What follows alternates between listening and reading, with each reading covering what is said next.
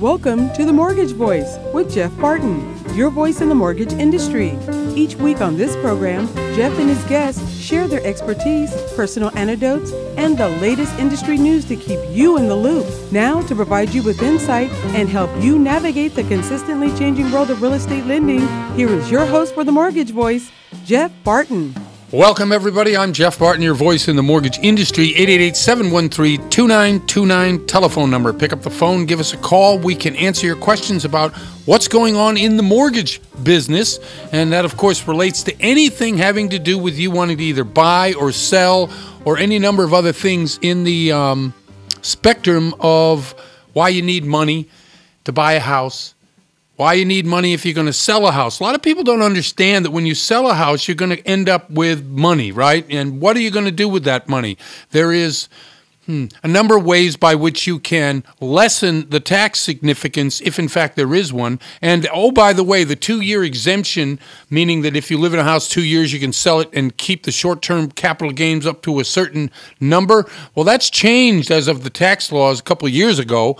And so you need to call your tax professional and ask them, what's the new law? What is this about?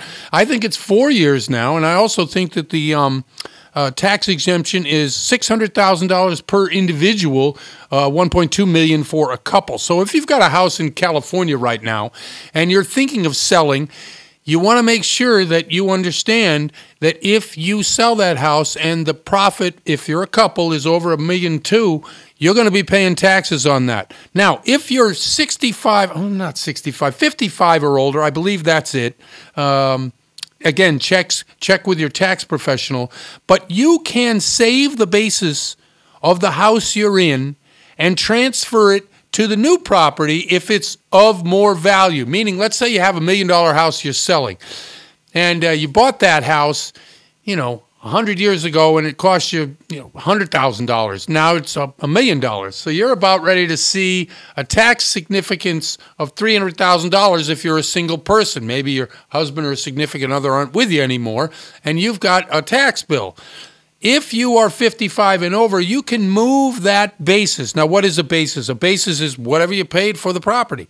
So in whatever year that was, 100 years ago, you paid $100,000 for the property. You can keep that basis, meaning that your property tax bill will still be $100,000 if you are 55 and older and go through the steps to move the basis from what your old house was to what your new house is. Even though your new house may be, $1 million, $1.2 million, $800,000, $900,000. If you don't do that, the tax significance is substantial at 1.25%, I think, or even higher in some Melrose districts. You might be saving yourself a ton of dough on taxes. That's one thing that's pretty important. So if you're into selling, understand that there are some significant issues having to do with taxes, having to do with what you're going to do with your money. Let's say that you're selling and you want to take the profit of your house and push it into a commercial venture. Like, let's say you want to buy units. You want to buy maybe a storefront. You want to do something with that money other than stick it in the bank or stick it in the stock market. There is something called 1031 exchanges. Now, you can do this off of residential properties if you move that money into a commercial property. And again, if there is a tax significance that you're worried about, you're a single person or you're a married couple, you just sold something that's going to give you a tax, issue with $300,000-$400,000, maybe you want to move that money tax-free into a commercial venture. And now, what do I mean by commercial? You could buy something, rent it out, and that's commercial. That's considered commercial, right? They do a lot of 1031 exchanges in order to save the tax consequences. So if you're doing that and you're saving that kind of money, that's pretty good scratch out there if you're not aware of it. $300,000-$400,000. Saving taxes on that because tax significance is higher now than it was. Let's say that you're moving and you want to buy a new place. I know many of you out there probably are aware, but some of you aren't aware that you no longer can write off your mortgage interest rates past $500,000. So you get a new, now in Orange County, for instance, the average home down there is $1 million. That's the average price. So $500,000. Let's say you get a mortgage for $800,000. You put 20% down, so you're getting an $800,000 mortgage. And you used to be able to write off the interest to the whole thing up to $1 million. Well, you can't do that anymore. It's $500,000. So if you're buying that house and you've got an $800,000 mortgage and you've got $500,000, you can write the mortgage off. Nope. $300,000 you can't, so you're going to be paying taxes on that. And the reason for that is because in the tax code, it's not complex, but you need to talk to your tax professionals because there's a whole slew of things you can and can't do with real estate anymore. It's really important. We've got March 15th coming up, April 15th coming up in a month. That's really important in terms of doing your taxes. Now, I know a lot of people in the real estate industry and the lending industry, anybody who works for a 1099, what that means is you don't get a paycheck every week, but you do get something what they call a 1099 at the end of the year from companies you're working for that declares to the IRS, this is what we paid this person. You got to collect all those up and declare that on your particular taxes. You used to be able to write off, if you're in the real estate and mortgage business, all kinds of expenses. Maybe you took a client to dinner. Maybe you bought some ball game tickets. And these particular write-offs would add up. And that would become, a negative in terms of your income. So you make some money, and you take the amount of money that you have on write-offs, and you take it off the top. So you're paying taxes on less money than you actually made because of these expenses that you were able to write off. Can't do that anymore. So you've got to check with your tax professional if you're expecting to write off, all of your dinners out with clients, quote unquote, and they could add up to $5,000-$6,000 a year, and on a $100,000 income, that's significant, right? Because if you're paying 22% on your income, that could save you $1,000 right there. Well, you just can't do that.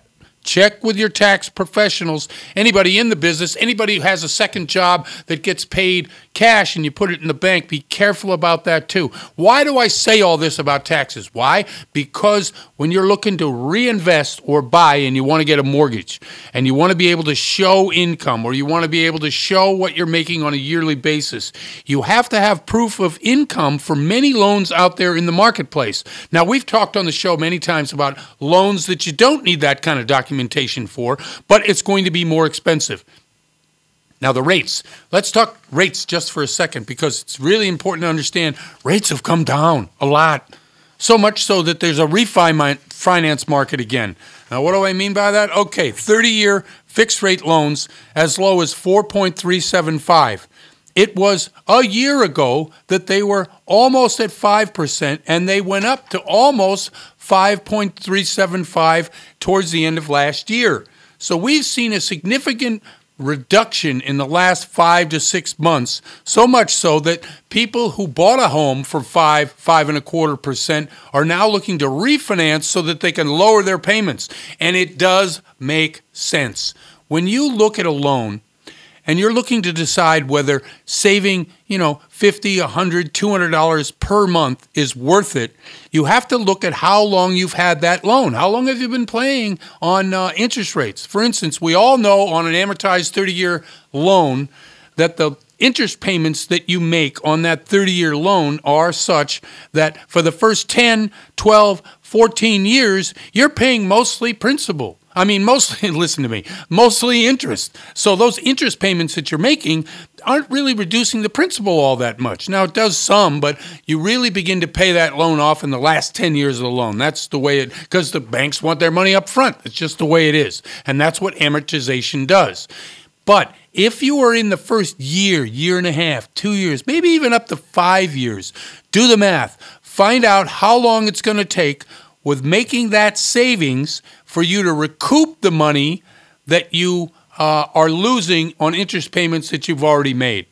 If the payment is longer than, I would say, 2 years, maybe 2.5 years. I mean, if it's a 30-year loan, yeah, I can see doing it at 2.5 years, maybe longer.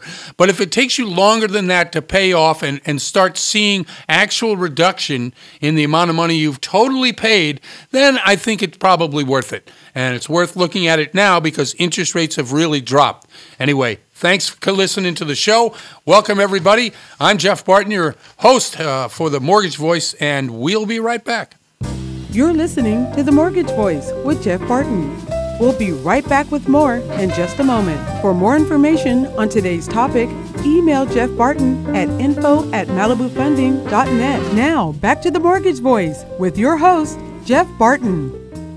Welcome back, welcome back, welcome back. I'm Jeff Barton, your voice in the mortgage industry, 888-713-2929. That's the telephone number. And if you have questions about what we've talked about on the show, anytime during the show, you can call us, leave a message if I don't pick up because I'm on the air and I can't get you on, or write the phone number down, call us at another time. We are always here available for questions that you're going to have. It is that time of the year when a lot of properties are about ready to be listed, which means there's going to be more properties on the market, and that's a good thing if you're a buyer. Let's say you're out there and you've been shopping and you want to know what exactly is in the marketplace. There are a lot of places that you can go, although the real estate marketplace is changing. The landscape of what's happening out there in terms of you being able to see listings for free is going to change. Now, why do I say this? I say this because companies like Zillow and Trujillo and Realtor.com are changing the way they're doing business. And the reason for that is that they're public companies and they need to show that there is growth in their bottom line so that they continue to increase the value of their stock for their shareholders. So what does this mean? It means that the listings become a value proposition for both the board of realtors, the individual agents who take those listings, and of course the companies that need to show you out there in the marketplace what's happening. The way Zillow has traditionally brought buyers and sellers to their particular website is that they use something called a valuation, meaning that you go there and you can see what something's worth. Pretty simple, pretty straightforward.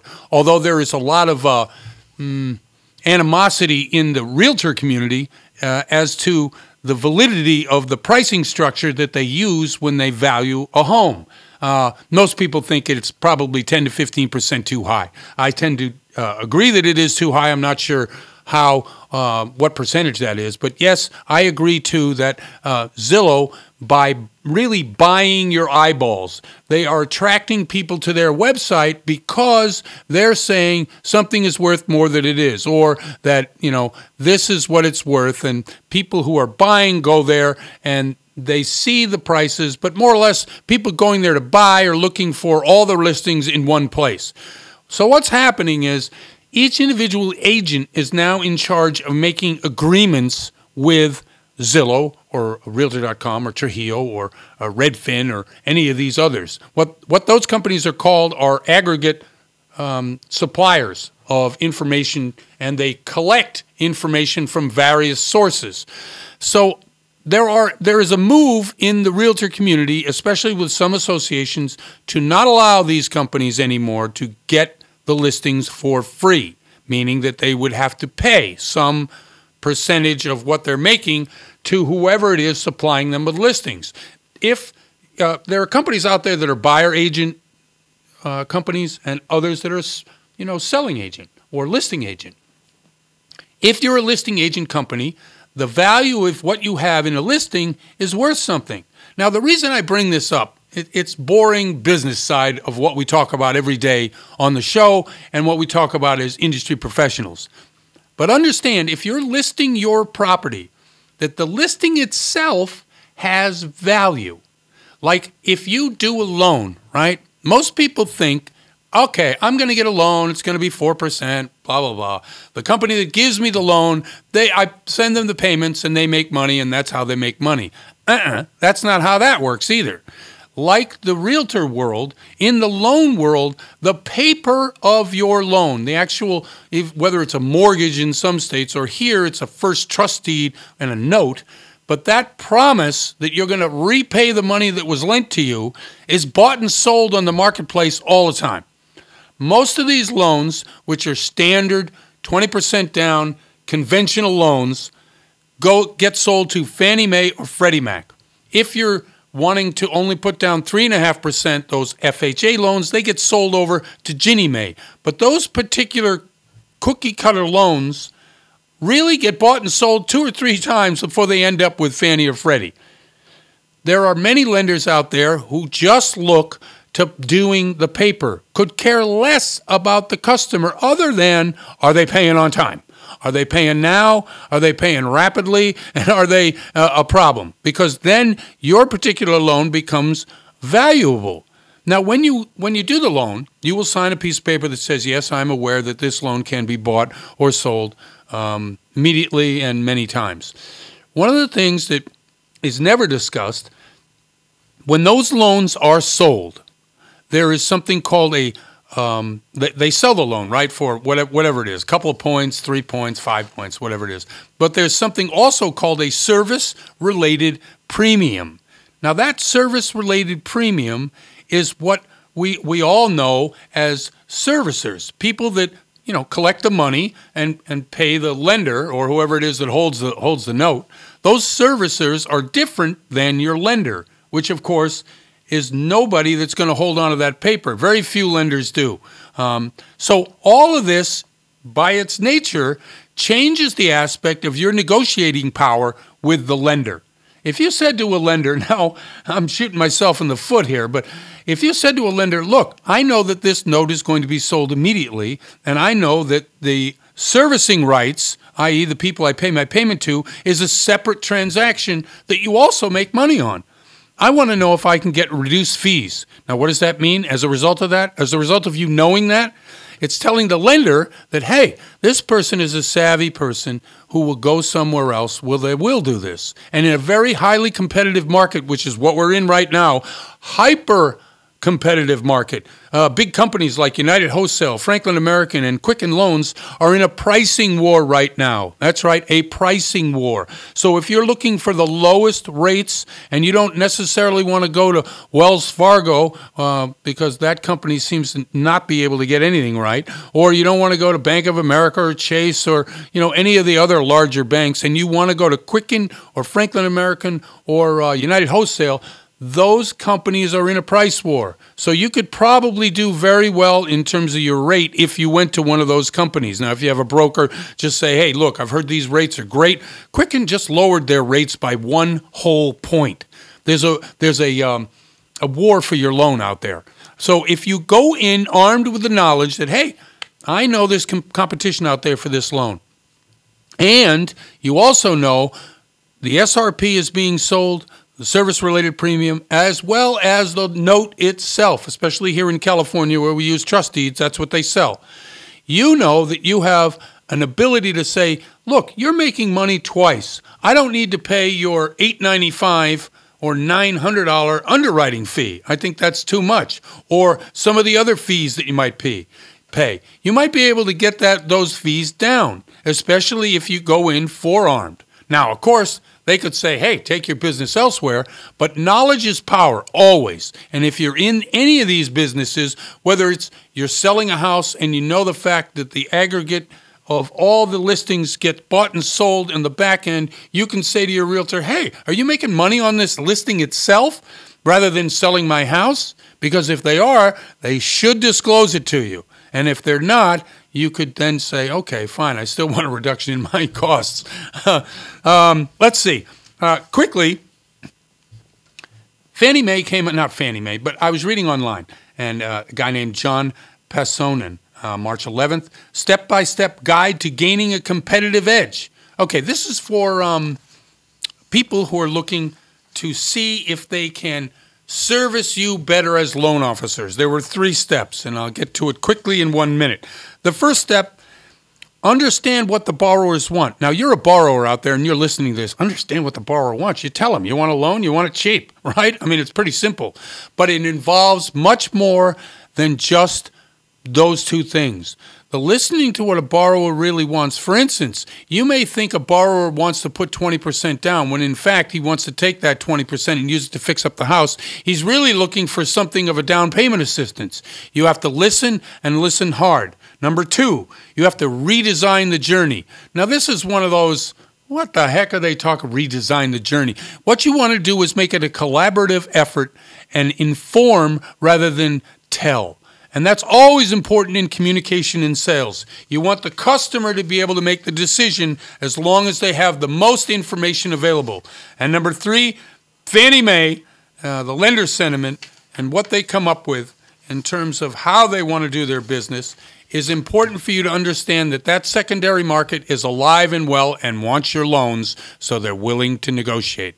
Hi, this is Jeff Barton, and I am your voice in the mortgage industry, and we'll be right back. You're listening to The Mortgage Voice with Jeff Barton.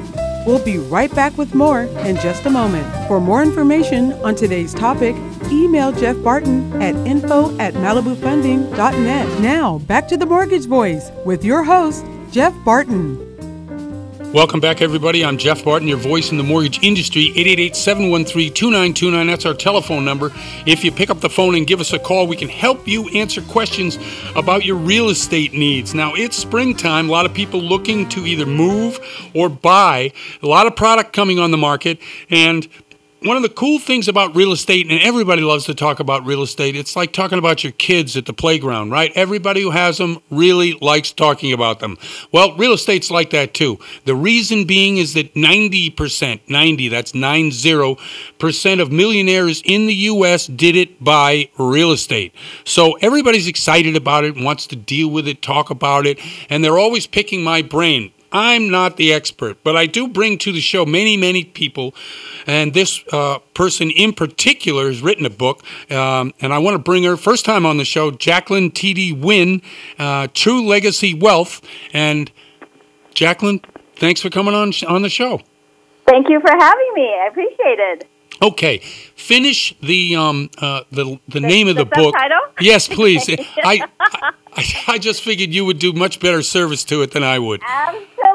Absolutely. So the title of the book is called True Legacy Wealth, Creating Generational Wealth Through Real Estate Investing. Okay. Now, most people would say, how do you get involved in that? I'm newly out of college. I'm a retired steelworker. I'm a mother of 3 that has a part-time job. All of these people want to get involved in it. How do they do it?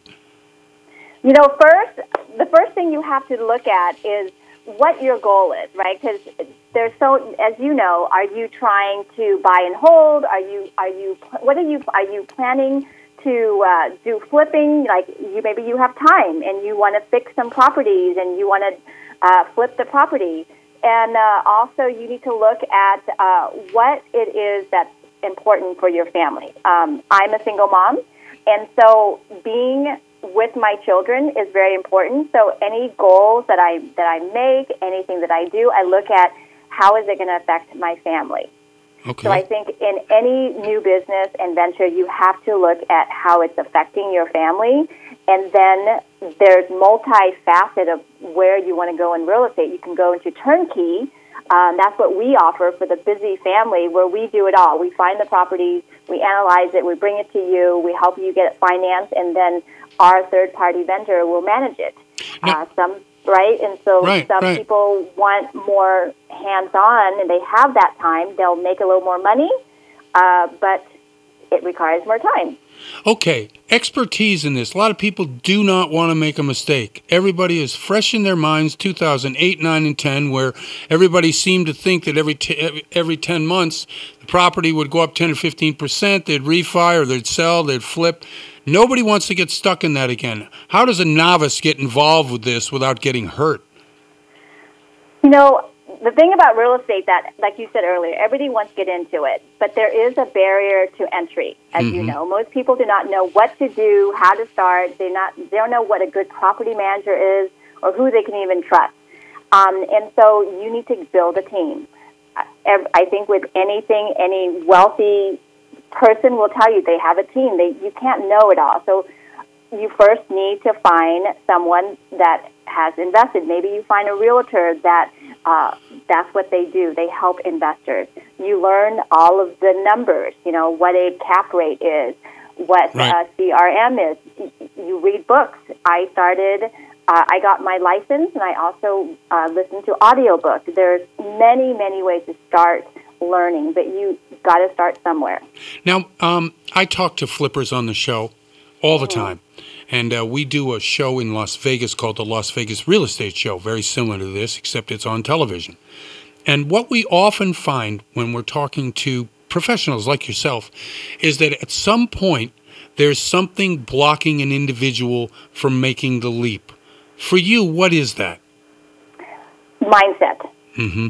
I think that we are not just a country, I think a world, right, of people that can get information at their fingertips with Google and Yahoo and all these things. And look, I can get as much information as I want, but at the end of the day, you got to look at your mindset. What do you believe that you are capable of doing? Are you good enough? Are you ready to do this? And those are the people that actually become millionaires. They jump when they know it's time, and they build the right team. The team, you don't have to be 100%. Right. Right. I mean, look, I downloaded, upgraded my OS system, and it's so screwed up, and you find out that that's how you're the guinea pig, right? They send it out. So 80%. If you're 80% ready. Right now, that's what I say. Build that team. That's what we do. We've already built the team for our clients, so they just have to join. We have everything in place for them so that it's there, and we start teaching them. But I tell my clients, it's time to jump. You have to look at your mindset and see what's holding you back. In what you do each and every day, helping people, right? I suppose a lot of this information is in the book, right? Yes. Okay, good. Because and by the way, how would people get the book if they wanted to read what you've written? It's on Amazon. So just search True Legacy Wealth, and you'll see our cover there. It's Jacqueline T.D. Huynh and Maurice Kempner. That is the co-author. Maurice is an attorney specializing in tax and real estate and business. So you can order it right now on Amazon. Well, that leads me to a good question, and this is a good pairing of individuals. When you get into the business, if you're in the flipping business, part of real estate rather than the hold or whatever other investment strategies you might have, there is a tax consequence in flipping houses, right? Absolutely. You got to know. Right. You got to know the game to play the game. I think a lot of people don't realize it's not just about flipping. We're talking about it's also a business. Right. Right. People are flipping, so you got to know the business law as well as the tax law. And then a lot of times you may need to put in a trust. So then you got to know estate planning laws and how that works. Right. Exactly. And I think to do it by yourself out of the gate, unless you've got the time to study and you have the money by which you can say, okay, I can risk this amount of money without changing my lifestyle, most people would want to have somebody like yourself with a team to be able to, slowly get into dip their toes into the water. Don't you think that's true? Absolutely. Our property starts at $50,000, single-family home, $50,000 with a minimum of 10% are cash value. In the sense that means that they're getting at least 10% ROI when they purchase it from the purchase price. Now, so these properties at that price obviously aren't here in California. No. California is great for appreciation. So that means that if you are okay putting some extra money in to cover the mortgage because you're not going to get that rent money, it's going to appreciate. But a lot of people that we work with are middle-class income earner, and they want cash flow right away. And so you need to get out of California where average properties, you can get a single-family home for $100,000, yep.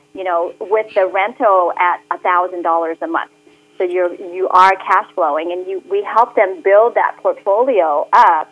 And then once they get a little savvy, then maybe they'll go up to a multi-unit, or we have a full team that will rehab for them. So we would bring properties to them that they can flip themselves, and we have a team that will rehab for them and property manage too. Do you have a website or someplace people could go online? Because from what I'm reading, nobody actually does anything but go online.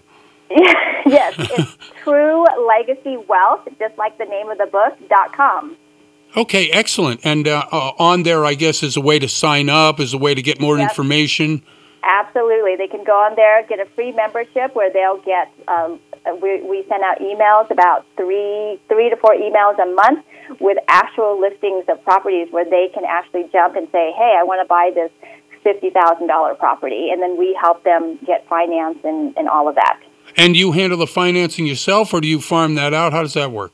Yeah, no, we have our team in place. Okay, so we great. have vendors, absolutely everything. They can also, we have self-directed IRA people, so if they want to use their IRA to invest in real estate, we will have them speak to our self-directed IRA people, and then they can use that money too. Jacqueline, thank you very much for coming on the show. I want to do it again because it's intriguing to people to find a way out of whatever they're trying to get out of and into whatever they want to get into. Financially, this is a good way to do it. Thank you for coming on the show. Thank you so much for having me. And thank you. Okay, this is Jacqueline T.D. Wynn. I'm Jeff Barton, your voice in the mortgage industry. We'll be right back. You're listening to The Mortgage Voice with Jeff Barton. We'll be right back with more in just a moment. For more information on today's topic, email Jeff Barton at info@malibufunding.net. Now, back to The Mortgage Voice with your host, Jeff Barton. Welcome back, everybody. I'm Jeff Barton, your voice in the mortgage industry. 888-713-2929. That's our telephone number. Pick up the phone and talk to us about your real estate issues, problems. Maybe you're trying to get a loan and just can't do it. You can't figure out the financing. Maybe you just can't find a location. You know, it is spring almost, and we're going to see a lot more properties on the marketplace. And I don't know if anybody's noticed, but we've had a little bit of a flattening in prices, so that could help you in your buying decisions. And if you're selling out there, you want to make sure you're pricing your property correctly. If you don't, it's going to sit longer than it should, and you'll get less than it probably is worth. Anyway, to the show. First guy I've had on in a while who I just don't know. And I'm really happy because, you know, what we try to do is bring answers, and I don't have the answers. I certainly don't have all the answers or any of the answers sometimes, but the people we bring on the show are experts in their fields, and I'm really happy that David Krieger, granted us some time here from Berkshire Hathaway. David, how are you? I'm well. How are you, Jeff? I'm okay, thank you. I'm tired, actually. It's been a rough couple of months in the real estate. I live out in a fire area, so we've been dealing with that. Well, I just wanted to thank you for inviting me to your show. I'm happy to be here. Okay, very well. So explain to me a little bit about your business, where you're working, and some particulars so we can narrow in on some of the issues you may be facing or some of the issues that my listeners may want to hear about. Of course. So I'm with Berkshire Hathaway Home Services. I'm an agent in the Encino office. Uh-huh. I focus on residential real estate. I represent both buyers and sellers in a wide range of prices, including in the luxury market. And I'm basically client-focused, relationship-based, rather than transactional. And I can explain that, if you'd like me to. But that's what I do. Okay. So my area of focus is not just the San Fernando Valley. Some of my clients have asked me to help them in areas such as the West Side, Beverly Hills, and other areas as well. So because I'm client-focused, I'm not working in a small farm. I have a little bit of a larger canvas. Okay, let me ask you a question. I read an article today online, and I'm constantly trying to re-educate myself as to the new buyers, the new sellers, people who are in the market maybe for the first time, or a whole new generation of people that I don't know anything about except for my kids and their problems enough. So how are you reaching people who necessarily aren't driven to call a real estate agent who want to do all their work online? How are you connecting to this type of buyer? Okay, so number one, I've been doing this 8 years, so my sphere of people who know me or have known my work is constantly expanding, and so I spend a lot of time working to contact my clients and stay in touch with them. Great. So that's one of the sources of my business. In the last year, I've really kicked up my social media posting.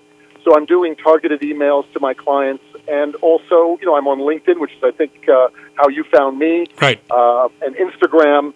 So I'm starting to get more and more followers who are paying attention to my business. And the message that you bring to them online, social media-wise, and in person, what would you say is the main thrust of how because you said you were client-focused, but how does that appear to them when you're talking to them? Well, I hope it appears as sincere, because it is. Right. But when I say that my business is relationship-based, for me, it's not about just getting through a transaction, but establishing a relationship for the long term. And that's where more business comes, more referrals come. People, that I know that I've sold properties to who have had the experience of working with me contact me and say, I'm making a move, I'm downsizing, I'm upsizing, my family's expanding, and I like to work with them to help them not only find a property, but obtain a result that, would exceed their expectations. So I work very hard to earn that trust every day. Tell me about the market. Okay, let's get a little bit specific about the areas you're working. So let's maybe talk a little bit about the San Fernando Valley and what I'm seeing there, because I live there and my office is there. I'm seeing that the inventory levels have gone up since last year. A year and a half ago, we were very, very much in a seller's market. I think that is balancing out right now. It's perhaps a slight advantage to sellers, but there's lots of opportunities for buyers as prices have plateaued a little bit, and in some instances have dipped. That being said, I think that I'm still really bullish on real estate long term, and I think that the market fundamentals compared to 2008 are very, very different right now. Right. So I think that there is a degree of caution in the business right now in the market, but people are continuing to buy and sell, and that's where I'm focused. When a buyer and a seller, they get together, they make an agreement, and if a buyer and seller, if they're both unhappy, that's usually a pretty good deal, right? Because now both of them are giving. And so you're seeing more of this now. How do you tell a seller that they're priced too high? Well, listen, when the question really is, when would I have that conversation? Hopefully it's before I take the listing. Of course. Because I'm interested, and I tell my sellers this, I'm interested in selling their property, not getting the listing. Right. So in addition to the choice of which realtor to go with, I think that the most important decision that a seller can make is to really come up with the right price. And it's through my guidance that I help them to see that. Now, that being said, sometimes there's a little bit of a gap between what I'm showing them and what their expectations are. Right. So then, it really becomes a question of seeing whether or not this person would be willing to sell their property in terms of what the market will bear. Mm-hmm. Otherwise, what you do is you have a listing that's just going to sit. And you probably know this very well. If you're on the market 2 or 3 weeks and you haven't gotten any offers or any calls, the market is telling you something. If That's you care right. to pay attention. That's right. I often find that when in competition with others for listings, that you'll find an agent or two who will just what we call buy the listing, right? They'll tell the seller anything the seller wants to hear just to get something significant on paper, and then figure they'll grind them later and reduce price later. I always think that's the worst way to go. It's the worst way to build trust, and it just wastes the time of the seller. But sellers want to hear what they want to hear. They go to Zillow, they see what's listed there, which is usually 10 to 15% higher than what it should be listed at. How do you combat Zillow and other of these online companies that seem to have a high expectation for their sellers? I'm really glad we're talking about this, because there's a lot of disruptors in the market and entities that their whole value proposition is working at a lower commission. Right. And I can tell you with confidence that real estate, it can be simple, but transactions are complex things. And there's so many details and things that I do in a transaction to walk my clients through so they get a good result. I just don't think that technology, even though technology is increasing and advancing, can replace the guidance of a good agent who knows the market and is informed and has a brokerage behind them that knows how to market and present properties in the best possible light. I think I agree with you. I think the experience that an individual brings after being in the business and knowing a particular market is quite a bit different than doing an online search and knowing everything. It just is. There's no question about it. Now, would you shout out your phone number for people who want to probably give you a call, especially if they're looking for an agent in the San Fernando Valley? Absolutely. So my number is 818-370-6024. Great. Excellent. You have a website or something? I do. David Krieger, spelled Kryiger. So it's www.davidkrieger.com. Okay, excellent. And I just have one last question. When you're working with buyers, obviously I work with a lot of buyers too. When do you decide whether the buyer is real or whether the buyer is not real? We have about 30 seconds. That's a really good question. I mean, it's instinct that I've developed over years, but of course, my definition of a buyer is someone who actually buys. You know, Yeah. And sometimes when you're in a transaction or let's say an escrow with someone, and you begin to sense their anxiety, et cetera. I mean, I really only want to work with people who are committed to the process and that I can help, and that's most of the time. Right. But I think that the time at which I make a decision on whether or not that person's actually a buyer can vary depending on their commitment to the process. David, thank you very much. We're out of time, but I really appreciate it. I want to do it again to get an update later on in the years to see what's happening in Encino and obviously in the Valley too.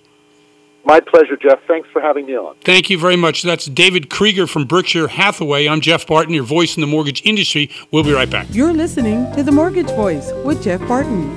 We'll be right back with more in just a moment. For more information on today's topic, email Jeff Barton at info@malibufunding.net. Now, back to The Mortgage Voice with your host, Jeff Barton. Welcome back, everybody. I'm Jeff Barton, your voice in the mortgage industry. 888-713-2929. That's our telephone number. Pick up the phone, give us a call. We repeat that number every segment at the top and the bottom of the show. And the reason we do that is because in order for us to help you, you have to contact us. Now, I know there are generational issues here. Maybe people who are listening to the show in the radio driving around, they don't want to email or call, or they want to text, or they want to social media. I, Jeff Barton, am on everywhere. And so if you need to get in touch with me, smoke signals are also okay. You can do it. We're here to help you. We're not here to preach to you, or are we here to try to tell you how to do things? I'm not the answer to the solutions. The people out there who we bring to the show, they have the answers. I'm going to try to facilitate that by bringing new and exciting people to the show all the time. I went to LinkedIn, as I said in the last couple 3 shows, and began to search for good people who knew about real estate and were very interested in talking to you about what they do and how they might do it a little bit differently than somebody else. Along those lines is Clinton Brown from Keller Williams Westside Realty. Really appreciate him on the show. Clinton, how are you? Hey, I'm doing well. Thanks for having me, Jeff. And thank you very much. Again, this is the first conversation I've had with Clinton, so welcome and thanks for coming on once again. Appreciate it. Okay, so tell us about the business. It says West Side, and I'm sure everybody knows where the West Side is, but if you could describe where your business mostly lies, that'd be great. Yeah. So my group, Brown Realty Group, we are with Keller Williams Realty West Side, and that's my area of focus is in Palms and the surrounding area. So that's between Culver City and Cheviot Hills. Okay, very good. Now, specifically, some of the issues that you deal with in your neighborhood that people may not be aware of, you're fairly close to major city intersections down in the Palms area, so it's a high-density living. Is that correct? That's correct. Okay, and what are some of the issues that you might deal with high density that people who are listening to the show would also appreciate? Well, I think when I talk to the property owners, because we have a mix of single-family homes as well, right? And the owners, they don't want to sell. They love the neighborhood. what about investing that equity, the equity that they have accumulated in their home, to leverage the property that they have to invest in our community and purchase a multifamily residential building, which is an income property. Right. So essentially, we have a really great opportunity for a lot of people that want to invest in LA, especially because our neighborhood is at the center of this growth of Google's moving in at right. West Side Pavilion. We have Culver City over there with Apple employees moving in. So this is a neighborhood that young professionals really enjoy, and it's walkable. And so when I talk about people is, the equity. If they have equity, it's a great time to put that money to work. Now, are you saying equity in their home in your area, take that money out and buy something additionally in your neighborhood? Yeah, or if they're in LA, right. If they're looking to have an income property, the equity that a lot of people have accumulated over the past few years, isn't really working for them if they're not able to use it. And, they want to stay in their home. There's lots of advantages to having passive income. Right. So, and rents, and actually the biggest demographic of renters that are growing are, according to California Association of Realtors, are people that make $150,000 or more a year. Right. So there's an opportunity out there for these rents that are increasing and these and the ability for people to invest their equity. Okay. Tell us a little bit about the availability of properties in your particular area now that we're talking about taking equity out, possibly putting it back into the neighborhood. What are some of the opportunities that you see? Well, I see a lot of opportunities in the there are a lot of times where developers want to purchase a building and then tear it down and rebuild something else. But there's a lot of opportunities to invest in the existing infrastructure that we have. We have some great buildings that were built, in the 70s, 80s, that just need to be renovated a little bit, and so there's an opportunity there. So you don't have to go full on, right. developing and all that. I mean, I think when people think of, buying a residential building, they think, oh no, it's going to be a process as far as, tearing it down, all this, but you don't have to do that. We love the character of the neighborhood, and a lot of people would, I think, appreciate more the fact that we could renovate some of these buildings instead of just, tearing them down and building bigger buildings. What do you like to do more? Do you like more of the interaction or the development part?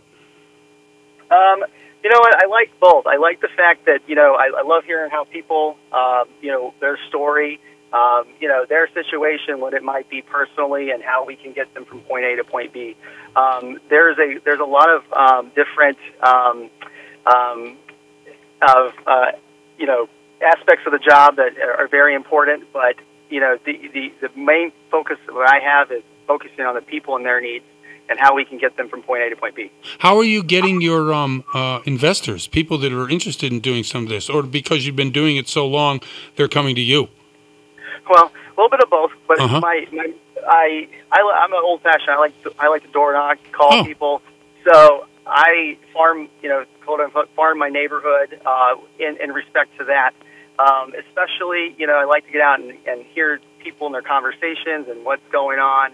And I think that that's the best way when you meet somebody at their door and you have that intimate conversation about, their situation, and it's a nice feeling to be able to help them, if I can help them.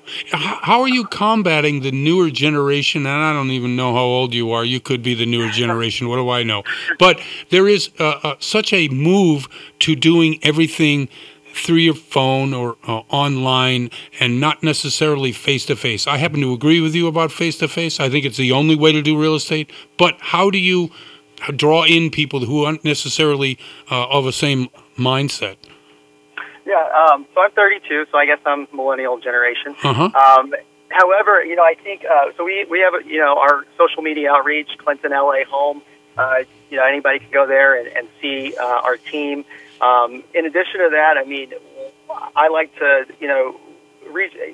whatever the client prefers for their communication. Yeah. We try to do the best we can as far as the outreach, because I know that a lot of, like you said, it's more convenient. A lot of people to send a text than pick up the phone. Right. But I like both. I think that the part of this job is the interaction with people and the trust that you build. So, yeah. So I think that we want to, because the real estate market is shifting, to the more of that streamlined process. Yes, it is. And we want to stay ahead of the curve. And but I think that the one thing that can't replace is that relationship with the realtor that you build, and that face-to-face communication. And I think I hope that'll always be an aspect of the job that will be there. Well, in the lending world, I can tell you that the drive to technology is making the interaction between people who do the business and the customers less and less likely. And the reason for that is cost, right? I mean, if you're not making the money you were making 2 years ago, where can you learn to either cut costs or improve efficiencies? And either way, that eliminates people. And so I don't know if real estate itself can be bought and sold by that, but are you intimidated or scared by some of the discount realtors that are out there selling your services short? No, I mean, I think the competition for the market's good. And, one thing about this job is that it changes, just like your, mortgage industry. Right. There's lots of changes. And you have to, kind of roll with the changes, so to speak.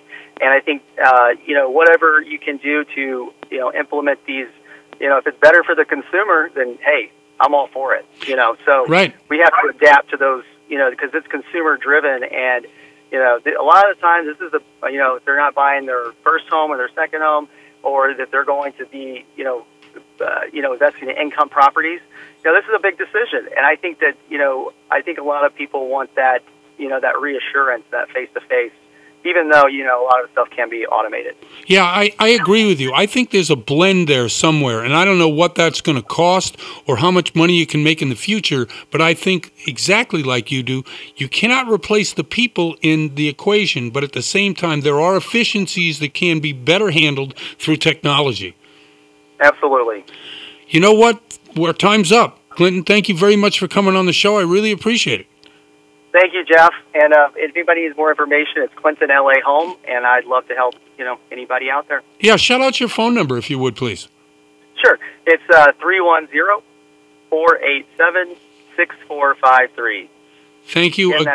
Go ahead. Oh, sorry. Oh, yeah. 310-487-6453. Clinton Brown, thank you very much for coming on the show. I really appreciate it. Thanks, Jeff. Okay, and I'm Jeff Barton, your voice in the mortgage industry, and we'll see you next time.